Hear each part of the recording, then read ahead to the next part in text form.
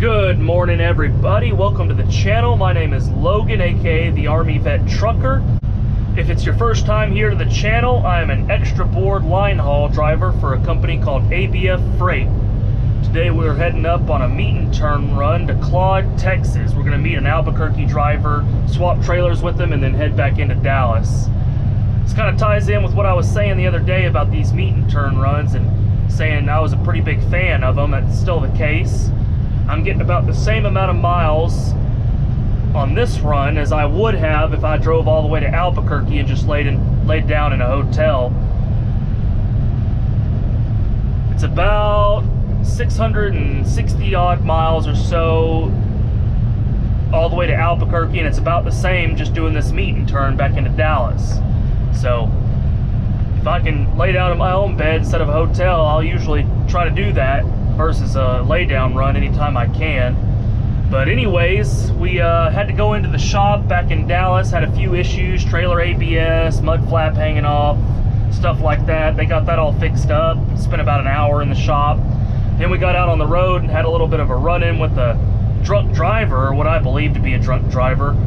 I'll throw a video up here real quick so you guys can see him and judge for yourself.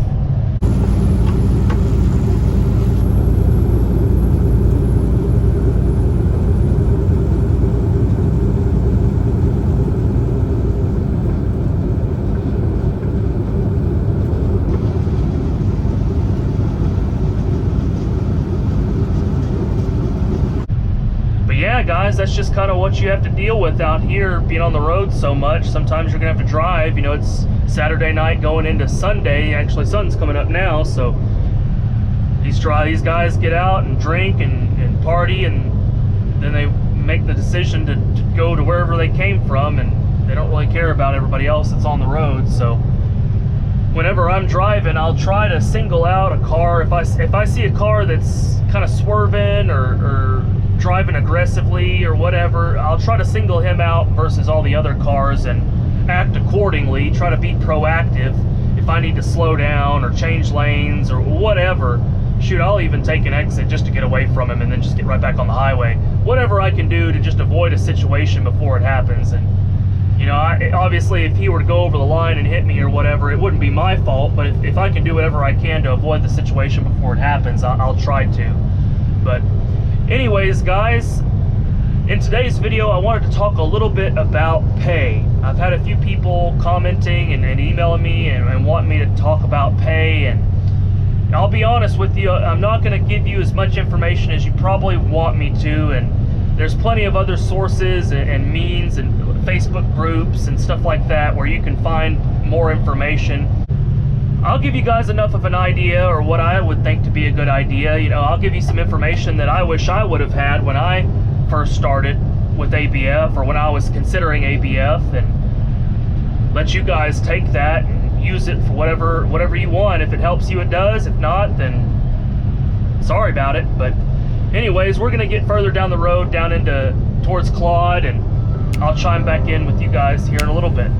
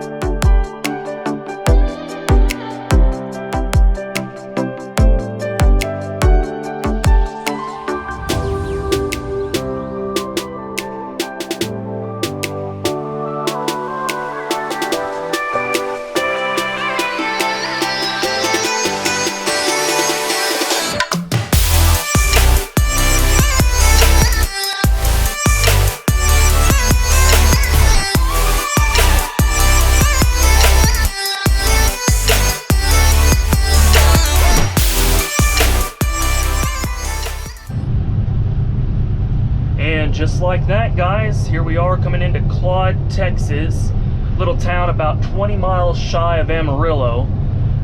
Reason we meet here as opposed to going all the way the rest of the way into Amarillo is because if we were to go all the way into Amarillo to meet there and then turn back to Dallas, that would add about 40 miles to our total run distance, and even us just meeting here at Claude is pretty tight. I think the closest I've ever been on this run coming back into Dallas is about 10 minutes left on my drive clock going into the terminal. So like I said, it's pretty tight, but we should be good today. We didn't hit any major traffic coming out of Dallas, and there hasn't been any major construction on 287, so we should be able to get in here, meet, and get back out to Dallas with no issue.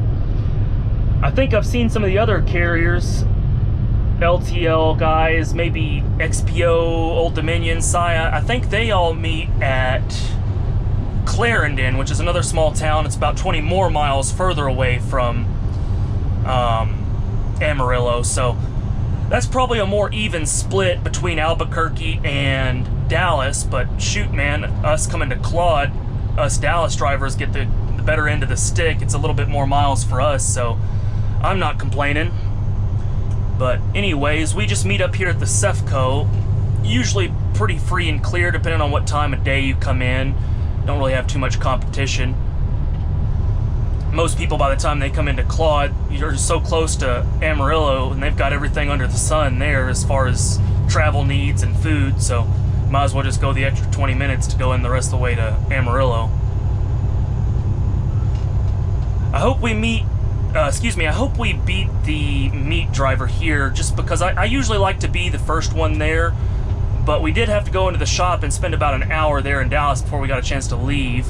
Typically we do usually beat the Albuquerque driver here for whatever reason, but we'll see. We'll play it by ear as we come in here, see what we have to deal with.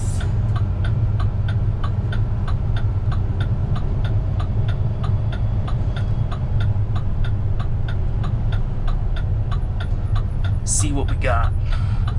Yeah, he's already here, so that's all right. I'll probably get in here and cut off the camera, get all unhooked for him. That way I don't hold him up at all. He's already unhooked, so I'll give him the rundown of everything here, the weights and everything. We just went paperless, so I have to deal with that. Let's see. I'm probably gonna pull up right here by this lamp post.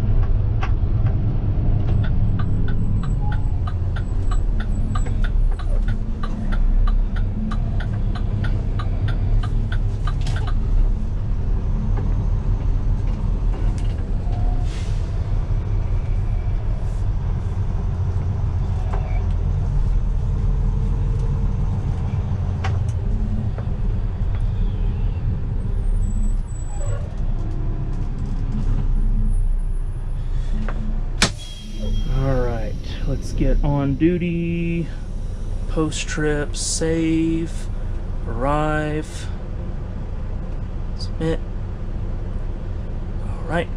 All right guys, I'm gonna cut off the camera here and meet this guy, and I'll get all set up to get out of here, and I'll catch back up with y'all here in a little bit. Alrighty guys, I'm back. Had a little bit of a change of plan there. I know it's probably hard to tell here, but we had to change tractors. Well, we didn't have to, but we decided to, me and the other driver. The trailer that the other driver came in with, it's a van, and it's decently heavy.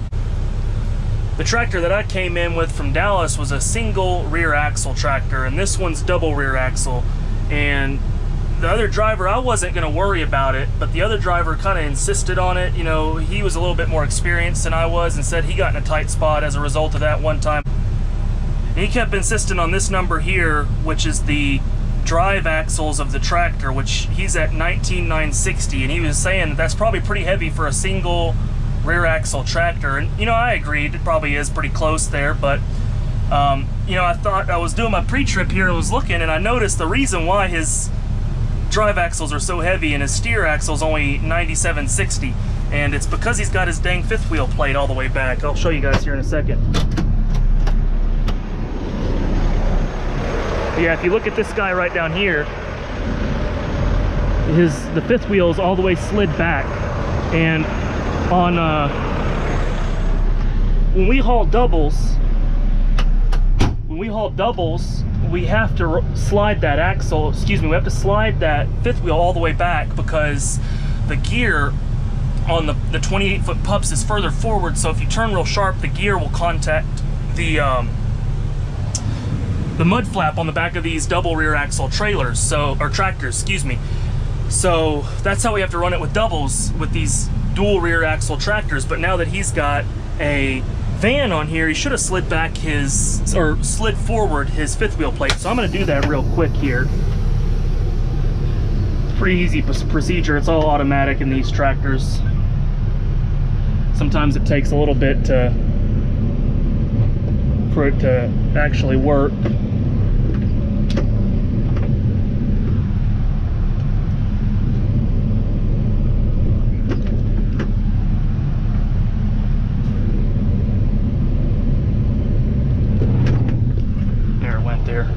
That probably went a little bit too far forward.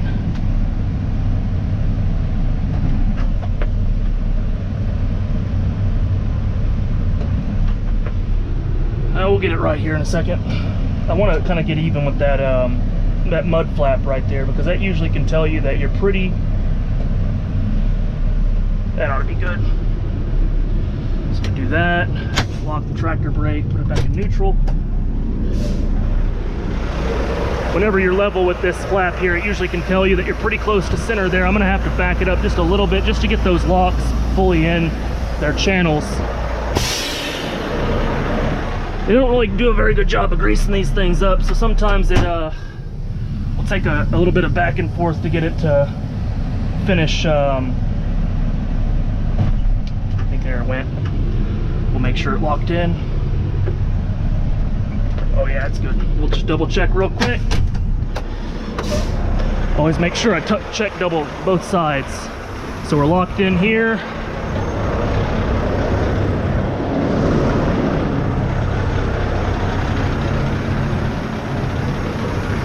And we're locked in here. So we should be good to go now. He was making a big deal about him being so heavy on his rear axles, but you know, that's just because I don't know if he didn't know how to do that, or you know, he seemed like a more experienced guy. You know, he obviously went through that experience before when he was here with ABF.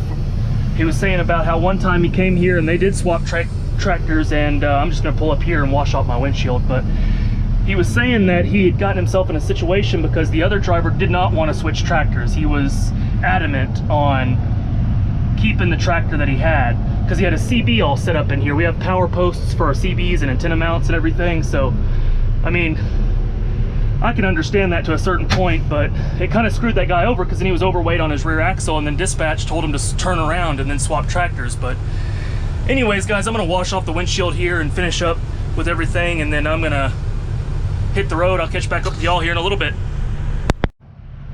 Alrighty guys, we're all set here to take off, and everything's all good to go. I just walked off the windshield, and then these older tractors, this is a 19 numbered unit, so that means this is a 2020 tractor, and you know, even only being a couple of years old, these things they go through the ringer, man. This one's already got 470,000 miles in just a couple of years. So, but yeah guys, that was a pretty weird situation there. I think I did the right thing.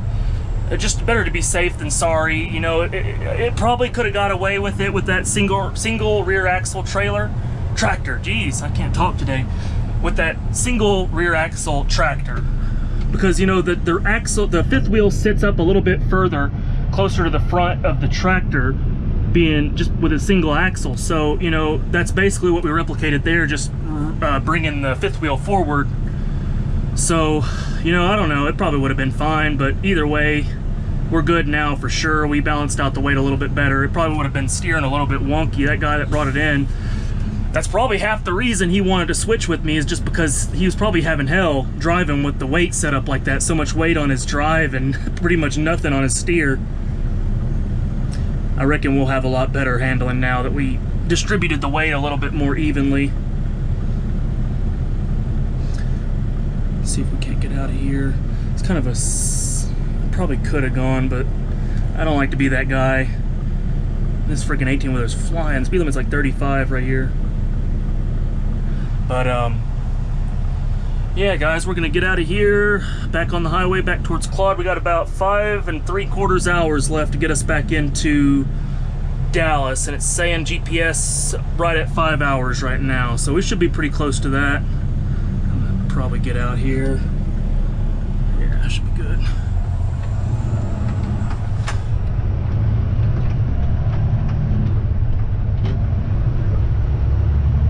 I'm trying to look into getting a curtain for these back windows on these day cabs.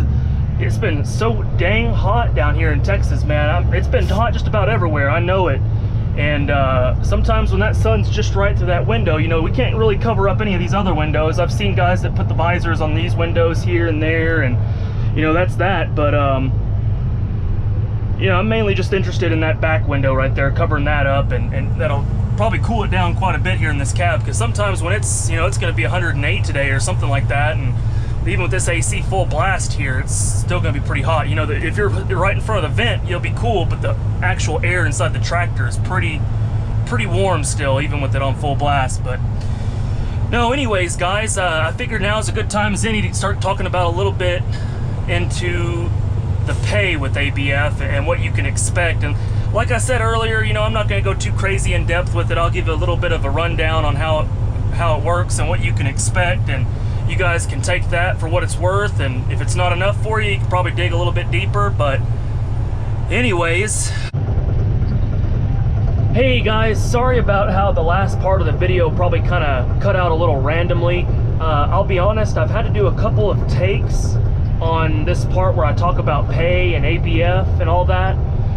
I obviously haven't sat down and edited the video yet, so I don't really know, but I have a feeling I'm gonna have to kind of cut a little randomly there, so I apologize for that.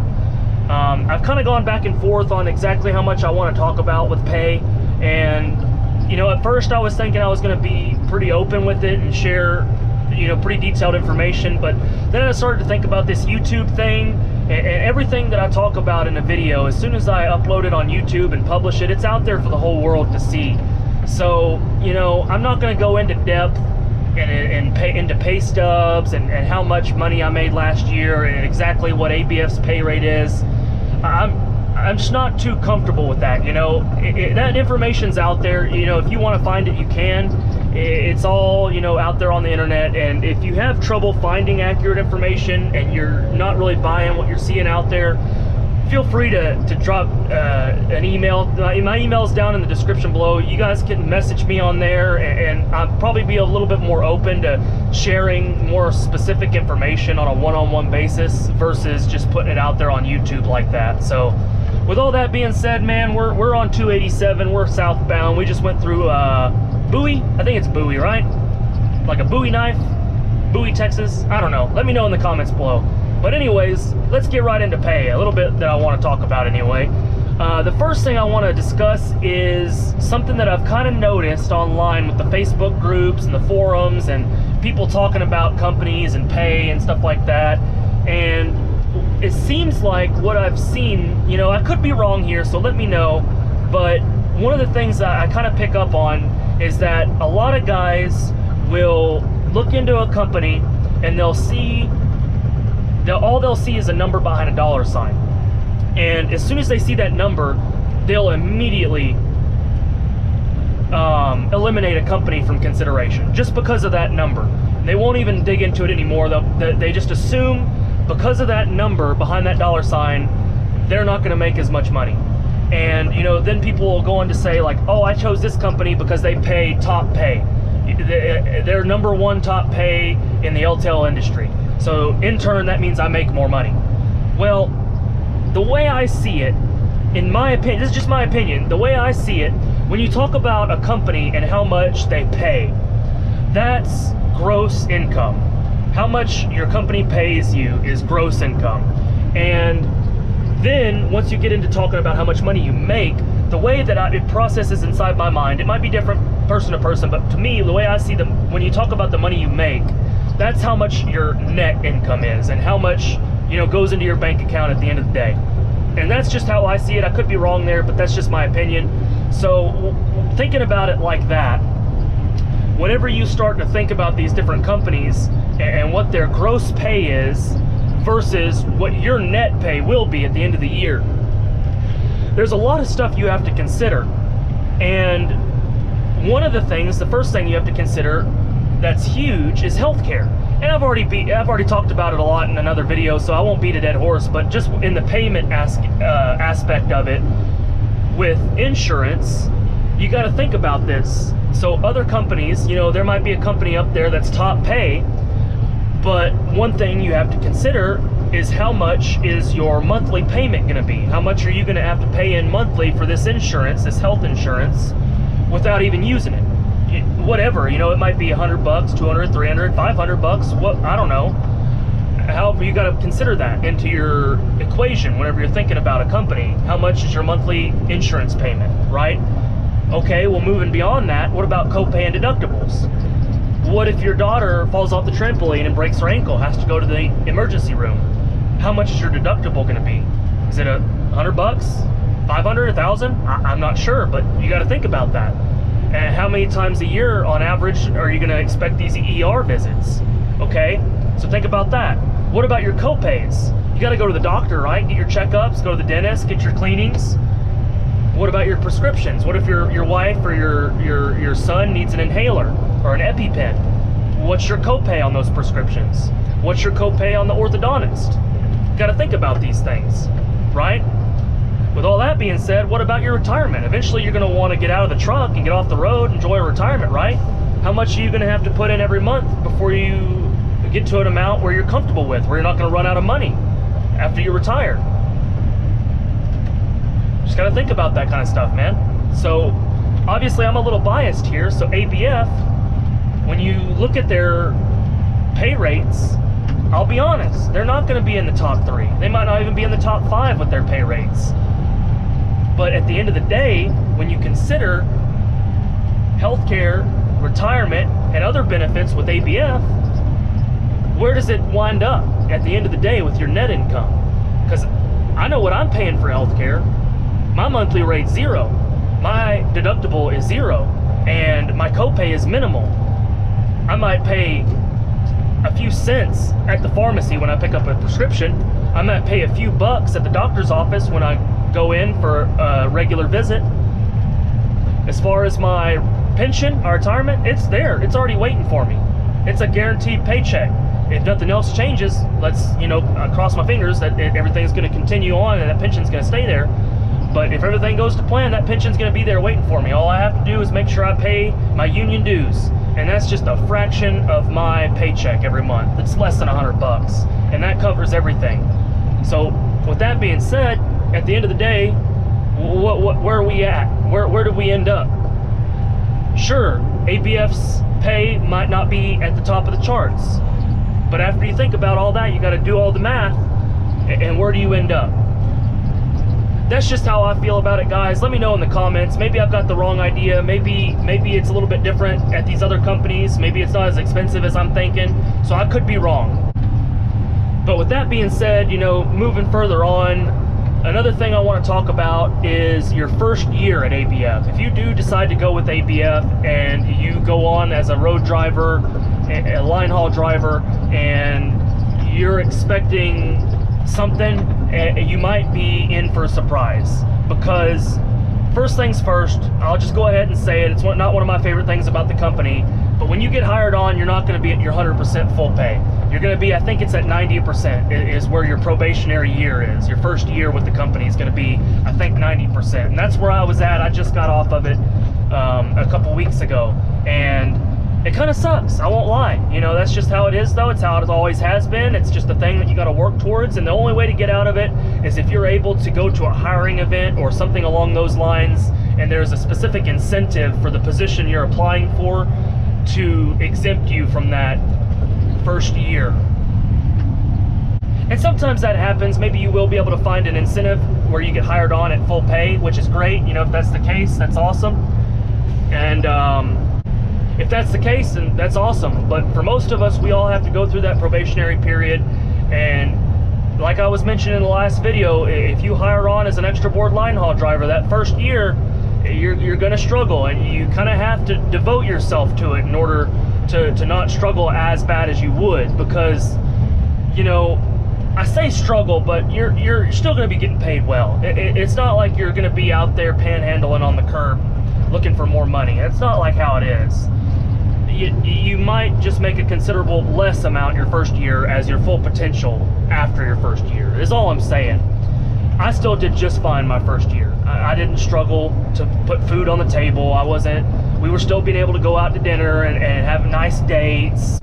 So with that being said, you know, another thing too, your first year, you should open up your expectations a little bit. You're gonna have to work those runs that nobody else wants, because at the bottom of the board, those runs that are coming down to you are gonna be the ones that everybody else has passed on.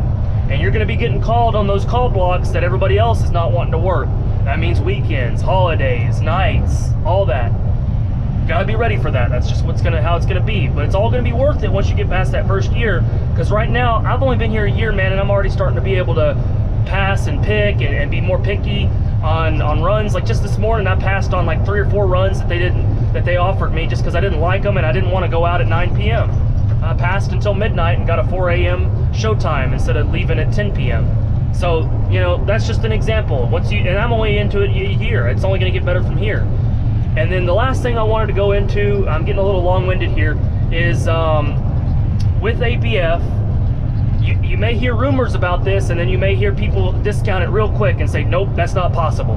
But I'm at ABF, and I want to tell you that there are people in the ABF line haul network, there's guys in Dallas on the road board that are grossing damn near, if not more than, $100,000 a year. I am here to tell you that it is possible to do that with ABF. So keep that in mind when you're working through that first year.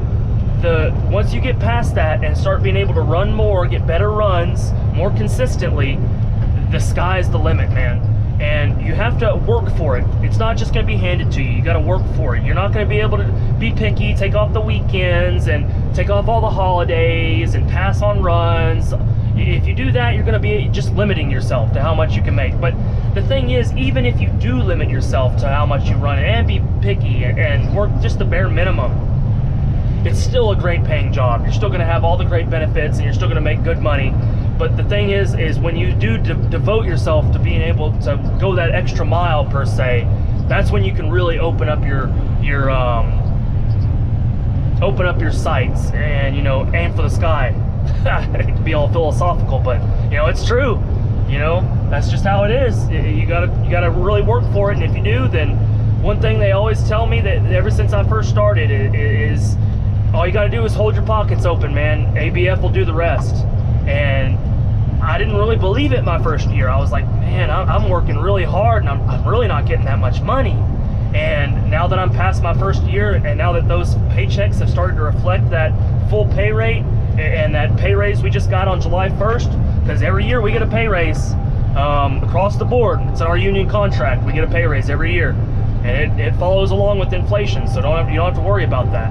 But those two things kicked in around the same time, and I'll be honest, it made a huge difference on my paychecks. So I'm glad I stuck with it. That's some information for you guys. If it helped, I'm happy for you. If you disagree with anything I said, feel free to drop a comment, let me know. Other than that, guys, I'm gonna quit rambling on here. I'm gonna keep on driving down into Dallas, and I'll catch you guys here in a little bit.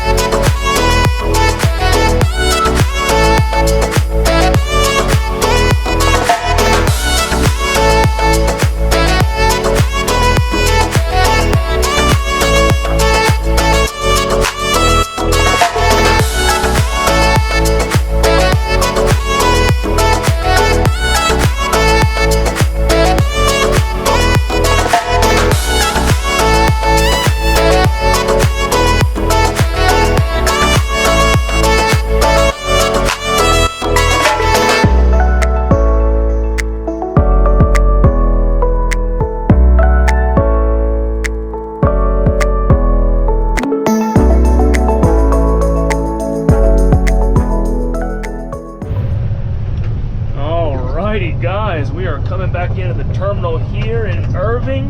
It is a beautiful day. I think it's supposed to be like 108 degrees or something. Pretty successful run, I guess. Not too much traffic. I guess it's pretty typical for a Sunday. See how we're gonna finagle in here. I got a van, so I'll probably just wind up parking right here by the entrance. I'm not gonna try to wiggle in too much today. Parking lot's pretty much a ghost town, so I don't really have to worry about it too much. I'll probably just park right here on the curb.